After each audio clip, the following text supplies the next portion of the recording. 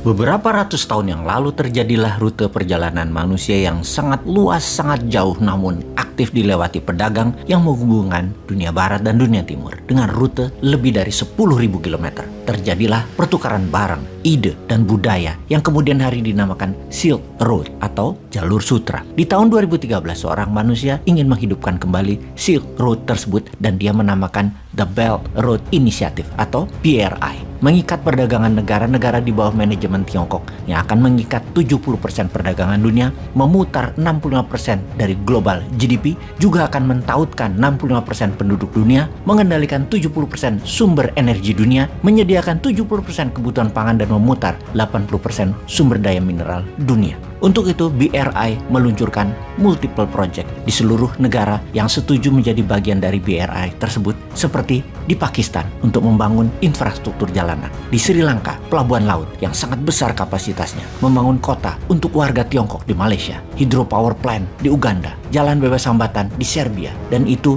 hanya sebagian kecil dari apa BRI rencanakan untuk mentautkan dunia. Yang pertama memang jalur distribusi yang dibangun, seperti jalanan, jalur kereta api, shipping line, pelabuhan, pemurnian minyak atau oil refinery, industrial park, pembangkit listrik. Semua telah dibangun di 72 negara yang setuju membangun dengan uang Tiongkok dan jadi bagian dari BRI. Di awalnya, Belt and Road yang dalam arti sederhananya adalah jalan dan ikatan ekonomi dalam propagandanya, namun yang ditakutkan oleh kaum nasionalis adalah sebentar lagi akan ditekankan bahwa yuan sebagai alat bayar, dan ini sudah di atas ekonomi karena mata uang adalah kedaulatan kalau yang paham bernegara. Kemudian ideologi akan masuk melalui budaya, kultur Tiongkok yang menjadi satu pemahaman ideologi politik tentunya. Dan ini ditakuti oleh kaum nasionalis. Ideopolitik Tiongkok menjadi bagian dari sebuah negara. Jadi, banyak yang melihat ini adalah super highway atau jalur cepat untuk membuat Tiongkok menjadi negara superpower. Inilah rencana Xi Jinping untuk menjadi world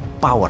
Apakah rencana tersebut akan berhasil? Apakah Amerika dan sekutunya menjadi terancam? Apakah Indonesia terjebak di antara keduanya dan tidak akan menjadi negara besar karena tidak punya kebijakan internasional? Kita akan membahas lebih dalam lagi. Sahabat, video narasi kali ini didukung oleh Dinaran, aplikasi simpan emas dan transaksi menggunakan emas sebagai alat tukar pertama di dunia. Download aplikasi Dinaran di Google dan Apple Store dan segera tabung emas sebagai senjata anti-inflasi harta Anda. Kembali ke BRI, Belt and Road Initiative. Strategi Tiongkok mengikat dunia untuk menjadikan Tiongkok negara superpower. Di Tiongkok, BRI namanya Yi Dai Yi Lu, dan daripada salah spellingnya, kita menyederhanakan dengan BRI saja. BRI ini diperkirakan menelan investasi sebesar 8 triliun dolar, sebuah nilai yang luar biasa, 40 kali APBN Indonesia. Jangan tanya duitnya dari mana. Ini hal yang selalu diingatkan, tanpa MMT ya nggak mungkin ada dananya. Wis yo, kita lanjut. Angka 8 triliun dolar tersebut di 200 negara, hanya ada 16 negara yang GDP-nya melebihi angka tersebut. Jadi bagaimana kok BRI itu bisa jalan? Negara mana saja yang sudah terikat di dalamnya? Apakah hanya integrasi ekonomi BRI itu, atau akan masuk ke politik sebuah negara yang tidak setuju masuk BRI namun sumber alamnya harus diambil? Maka politik negara yang ditarget, didesain, dimodali agar pemenangnya adalah orangnya BRI. Dan pertanyaan penting harus dijawab segera.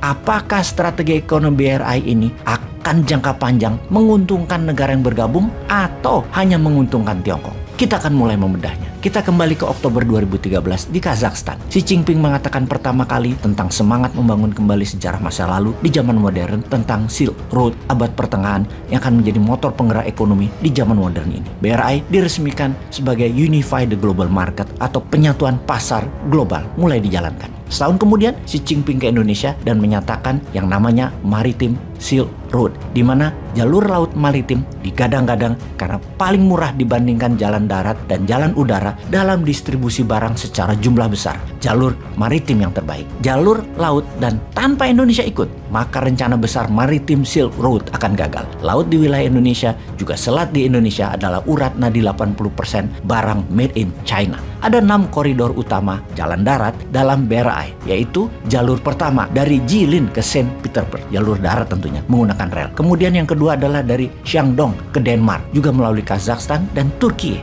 Lalu dari Hainan ke Malaysia, kemudian dari Guangdong ke Bangladesh, lalu dari Xinjiang ke Pakistan. Pakistan vital bagi Tiongkok karena memotong jalur laut menuju sentral Tiongkok, termasuk memasukkan sumber energi dari Timur Tengah. Dan Amir Khan merupakan tokoh seorang pemimpin Pakistan yang disupport oleh Tiongkok. Apa saja yang Tiongkok mau, Amir Khan berikan. Namun sayang saat ini Amir Khan sudah tumbang dan tidak jadi Perdana Menteri lagi. Namun terus menggoyang politik Pakistan di dalam dan luar negeri atas pejabat yang baru, yaitu Perdana Menteri Sharif. Kita fokuskan ke Pakistan dalam BRI karena bakel atau kepala ikat pinggangnya adalah Pakistan. Pakistan bukan saja sambungan darat antara tengah Tiongkok dan barat Tiongkok, tapi ketemu dengan jalur maritim yang melalui Indonesia sisi timur dan melalui terusan Suez di sisi barat. Semua dipul di Pakistan. Pakistan tempat Silk Road bertemu dengan Maritime Road. Posisi Pakistan sangat strategis di Laut Arabia tersebut. Inilah rute alternatif baru untuk oil and gas supply ke Tiongkok. Bagi Islamabad,